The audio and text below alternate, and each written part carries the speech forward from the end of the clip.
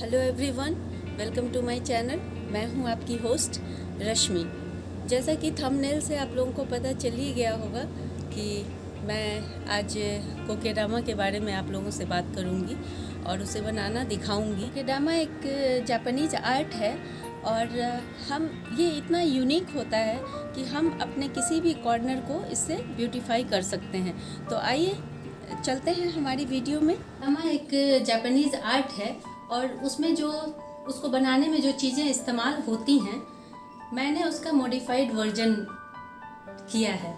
उसमें मैंने घर में जो चीज़ें अवेलेबल होती हैं उन्हीं का इस्तेमाल किया है, क्योंकि बहुत बार ऐसा होता है हम लोगों के साथ कि हम सोचते हैं कि इसमें जो चीज़ें यूज़ होती हैं उसके लिए हमें मार्केट जाना पड़ेगा, तो फिर हम छोड़ देते हैं उस चीज़ को करना। लेकिन जब हमारे पास ईजी अवेलेबल चीज़ें होती हैं तो हम उसे ज़रूर ट्राई करना चाहते हैं। तो आप देखें कि मैंने किन चीज़ों को इस्तेमाल किया है और आप यहाँ देख सकते हैं जो कोकेडामा का मेन बेसिक जो चीज़ें उसमें यूज़ होती हैं वो पॉटिंग मिक्स होती हैं जो मार्केट में आपको मिलेंगी। और ये मॉस होता है जो पानी को एब्जॉर्ब रिटेन करके रखता है। इस बॉल के ऊपर यही मॉस लगता है और इसके ऊपर इस तरह की सूतली का इस्तेमाल होता है। मैंने किन किन चीज़ों का इस्तेमाल किया है वो मैं अपनी वीडियो में आपको बताऊंगी। तो अब आप लोगों के पास कोई एक्सक्यूज़ नहीं है कि आप इसे ना बनाएं, तो आप लोग ज़रूर ट्राई करें। ये देखें, ये कुछ सूखे मेरे गार्डन के पत्ते हैं जिनको मैंने क्रश ऐसे हाथों से ही क्रश करके सुखा के क्रश किया हुआ है। इसका इस्तेमाल हम करेंगे मॉस रोज की जगह पे। ये इसके लिए आपको कहीं नर्सरी जाने की ज़रूरत नहीं है, आपके गार्डन में ही अवेलेबल है। कोई सी भी पत्ती लें, सुखा लें और क्रश कर लें। ये भी मॉइस्चर को रिटेन करता है, इसलिए हम इसका यूज़ कर रहे हैं मॉस की जगह पे। तो अब हम क्या करेंगे, हम इसके लिए जो मिट्टी प्रिपेयर करेंगे वो थोड़ी सी गार्डन सॉइल काउडंग मैन्योर मिला हुआ है ये मेरा। तो इसको हम इस तरह से एक छोटा सा बॉल शेप का बना लेंगे। थोड़ा मॉइस्चर पानी डाल के इस तरह के बॉल की शेप में बना लेंगे। छोटा ही रखना है इसको इस तरह। और इसके लिए हमें जिन प्लांट्स का यूज़ करना है, मैं जनरली इसके लिए हार्डी प्लांट्स ही यूज़ करती हूँ, जैसे कि ये स्पाइडर प्लांट हो गया।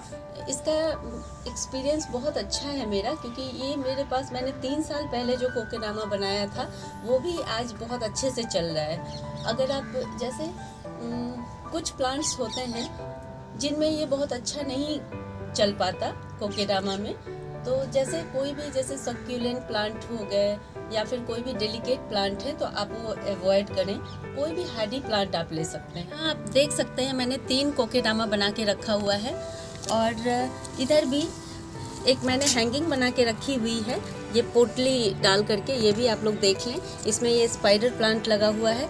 और यहाँ इस तीनों में ये मैंने एक मनी प्लांट का बनाया है, ये भी काफ़ी लंबे समय से मेरे पास है।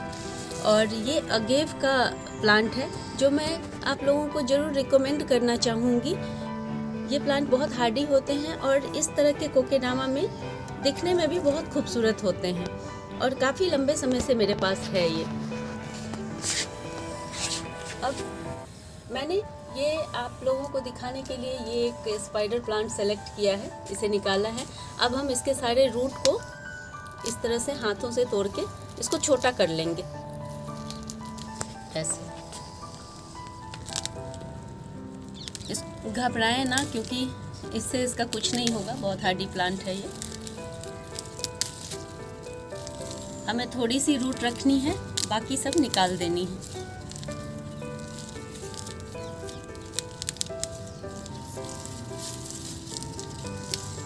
हमने तकरीबन सारी मिट्टी इसकी हटा दी।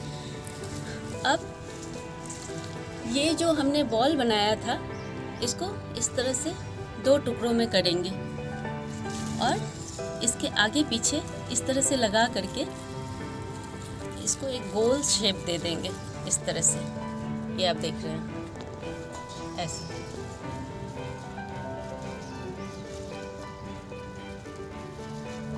दबा दबा करके इसको प्रेस करके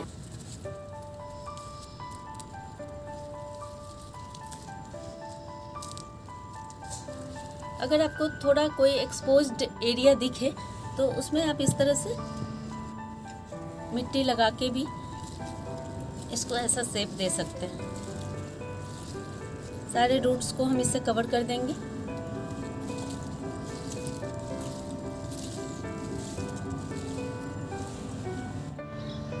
अब हमें जो चीज़ लेनी है इसके लिए, वो मेन चीज़ है ये सॉक्स।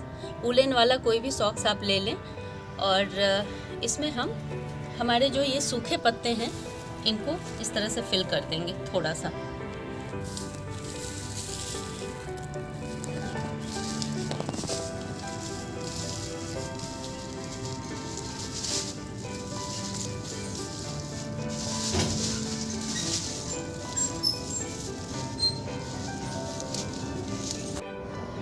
अब हमें इस गोल वाले पार्ट को इसके अंदर इंसर्ट करना है। ऐसे करके आप इस तरह से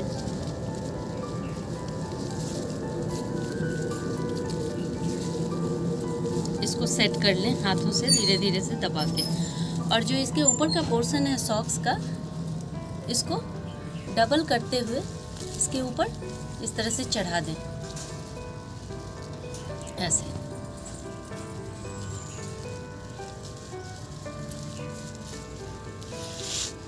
ये हमारा बेस बन के रेडी हो गया है। अब हमें इसे ब्यूटीफाई करना है, तो उसके लिए हम इस तरह का जो हमारे गार्डन में नेट बनता है, ये काफ़ी मजबूत होता है। मेरे पास ये बचे हुए टुकड़े थे इसलिए मैंने ये ले लिया है। लेकिन अगर आप लोगों के पास ये ना हो तो आप लोग चुन्नी का इस्तेमाल कर सकते हैं। जैसे आप लोगों के पास नेट वाली चुन्नियाँ होती हैं, उसको डबल ट्रिपल इस तरह से तह करके एक चौकोर टुकड़ा ले लें। इसको सिंपली ऐसे सेंटर में रखना है और चारों तरफ से समेटते हुए हमें पोटली का शेप देना है। इसे बांध दें।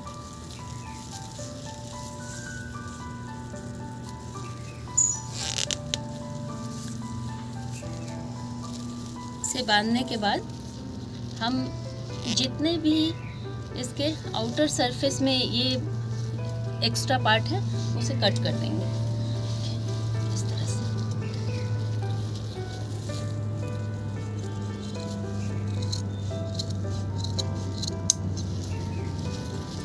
इसे कट करने के बाद ये कुछ इस तरह का दिखता है, पोटली जैसा। आप चाहें तो इसको इस तरह के टेराकोटा के पॉट में, इस तरह के टेराकोटा के पॉट में डाल सकते हैं, रख सकते हैं। और चाहे तो इसको सबसे अच्छा है, ये हैंगिंग बहुत सुंदर दिखते हैं इस तरह से लटकते हुए ऐसे। इसको आप अपने किसी भी विंडो पे या बालकनी में या कहीं भी जहाँ ब्राइट लाइट आती हो, इस तरह से हैंग कर सकते हैं। और इसके साथ अटैचमेंट भी कर सकते हैं, जैसे 2-3 आप एक साथ लटकाएं। जैसे आपने हमारे बालकनी टूर में देखा होगा, ये एक साथ लटकते हुए भी बहुत सुंदर लगते हैं, वो भी मैं आपको दिखा देती। ये आप देखें, मैंने तीन इस तरह की पोटलियाँ एक साथ अटैच की हुई हैं और ये लंबी दिख रही हैं और बहुत सुंदर लग रहा है। आप अपने किसी भी दीवार पे भी हैंग कर सकते हैं। और ये मेरे यहाँ 2-3 सालों से ऐसे ही चल रहा है, बहुत ज़्यादा मेंटेनेंस की भी ज़रूरत नहीं पड़ती है। अब इसके मेंटेनेंस के बारे में बात कर लेते हैं। इसे वाटरिंग कैसे करनी है, तो वाटरिंग करने के लिए अगर वो हैंगिंग है तो आप इस तरह से वाटर स्प्रेयर का यूज़ कर सकते हैं और स्प्रे करें उसे डेली।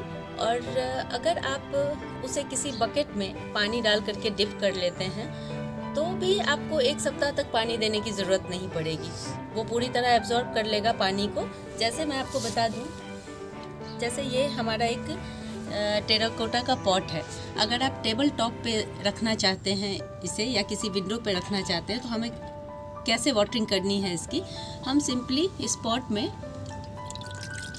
थोड़ा पानी डाल देंगे। धीरे धीरे ये खुद ब खुद इसको एब्जॉर्ब कर लेगा नीचे से। और चूँकि हमने नीचे में सूखी पत्तियां डाली हुई हैं, इसलिए फिर आपको 1 वीक तक पानी देने की ज़रूरत ही नहीं पड़ेगी। ठंड में तो आप 15 डेज़ या 1 मंथ में भी पानी देंगे तो चलेगा। गर्मियों में 3 से 4 दिन पे इसी तरह थोड़ा सा पानी डाल दें और ये चलता रहेगा। और फर्टिलाइज़ करने के लिए जैसे हम 2-3 महीने में, वैसे तो इसमें 6 महीने तक अभी फर्टिलाइज़ करने की कोई ज़रूरत ही नहीं पड़ेगी, लेकिन इसके बाद जैसे हम लिक्विड फर्टिलाइज़र अपने और पौधों में डालते हैं, वैसे ही इसके पानी में भी हम थोड़ा सा लिक्विड फर्टिलाइज़र डाल देंगे ताकि ये उसे एब्जॉर्ब कर ले। दूसरा एक तरीका है कि हम अपने स्प्रेयर बोतल में कोई भी लिक्विड फर्टिलाइज़र डालें और उसको जब वाटरिंग करते हैं वैसे ही स्प्रे कर देना है। और इस तरह के प्लांट को बहुत ज़्यादा फर्टिलाइज़र की ज़रूरत नहीं पड़ती है, इसलिए आप कभी कभार ही इसमें थोड़ा सा स्प्रे कर दें तो भी ये हरे भरे रहेंगे। जैसे मैंने आपको ये प्लांट अपना दिखाया है, ये वाला जो मेरे पास 2-3 सालों से है, तो मुझे लगता है मैंने इसमें 2 ही 3 बार अभी तक फर्टिलाइज़ किया है, क्योंकि नीचे सूखी हुई लीफ भी थी जो बाद में डिकम्पोज होके फूड बन जाती हैं इनका, तो इसलिए। और इसमें किसी चीज़ की ज़रूरत नहीं है, आराम से चलते रहते हैं। तो मैं चाहूँगी कि आप लोग इसे ज़रूर बनाएं, बहुत खूबसूरती ऐड करेगा आपके घर में।